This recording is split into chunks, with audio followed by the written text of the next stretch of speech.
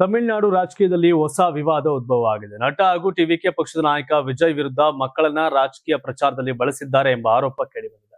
ಈ ಸಂಬಂಧ ತಮಿಳುನಾಡು ಮಕ್ಕಳ ಹಕ್ಕುಗಳ ರಕ್ಷಣಾ ಸಮಿತಿಯ ವತಿಯಿಂದ ಚುನಾವಣಾ ಆಯೋಗಕ್ಕೆ ಅಧಿಕೃತ ದೂರು ಸಲ್ಲಿಸಲಾಗಿದೆ. ಜೊತೆಗೆ ತಮಿಳುನಾಡಿನ ಮುಖ್ಯ ಚುನಾವಣಾ ಅಧಿಕಾರಿಗೂ ಪತ್ರ ಕಳುಹಿಸಲಾಗಿದೆ.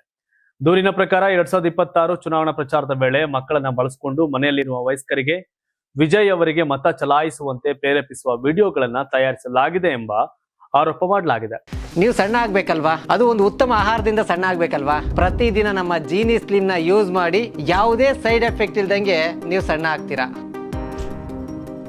ಇದು 2023ರಲ್ಲಿ ರೂಪಿಸಲಾದ ಚುನಾವಣಾ ನಿಯಮಗಳಿಗೆ ವಿರುದ್ಧವಾಗಿದೆ ಅಂತ ಸಮಿತಿ ಹೇಳಿದೆ.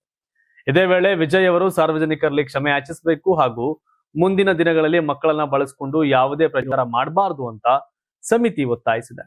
ಇಂತಹ ವಿಡಿಯೋಗಳು ಮಕ್ಕಳ ಮನೋಭಾವದ ಮೇಲೆ ಪರಿಣಾಮ ಬೀರುತ್ತವೆ ಎಂಬ ಆತಂಕವು ವ್ಯಕ್ತವಾಗಿದೆ. ಒಟ್ಟಿನಲ್ಲಿ ಚುನಾವಣಾ ಫಲಿತಾಂಶಕ್ಕೆ ಕೆಲವೇ ದಿನಗಳು ಬಾಕಿ ಇರುವ ಈ ಸಂದರ್ಭದಲ್ಲಿ ಉದ್ಭವಿಸಿದ ಈ ವಿವಾದ ಮುಂದಿನ ದಿನಗಳಲ್ಲಿ ಚುನಾವಣಾ ರಾಜಕೀಯದ ಮೇಲೆ ಯಾವ ರೀತಿಯ ಪರಿಣಾಮ ಬೀರುತ್ತದೆ ಎಂಬುದನ್ನ ಕಾದು ನೋಡಬೇಕಿದೆ.